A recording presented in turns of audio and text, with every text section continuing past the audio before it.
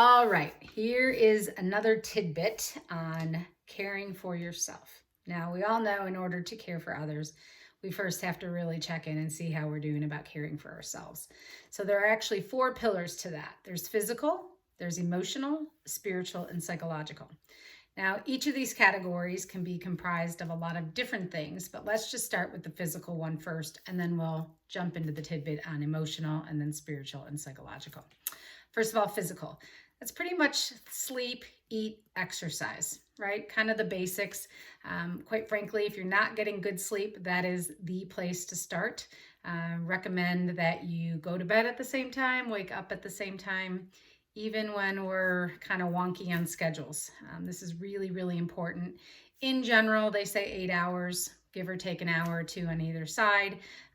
Teenagers obviously have a different circadian rhythm, so they like to go to bed a little bit later and will wake up a little bit later. But nonetheless, we should still plan to get to bed about the same time and wake up at the same time. Exercise. Here's the deal with that. If you don't like going to the gym, don't say I'm going to go to the gym 7 days a week, because you won't. So pick something you like to do and try to do it 2 to 4 times a week for at least 20 to 30 minutes.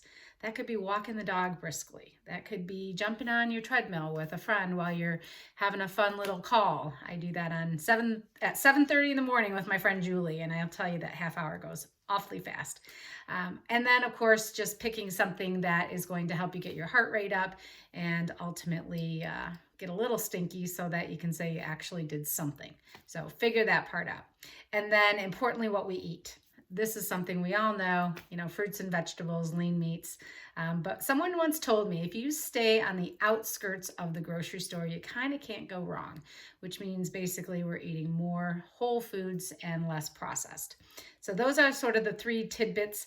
Something I like to do is kind of look at a scale of 0 to 25 on each of these areas: emotional, physical, spiritual, psychological, and that would total up 100. So look at how you're doing on a scale of 0 to 25 physically and just mark that down, and then let's talk a little bit about what it would look like to do goals.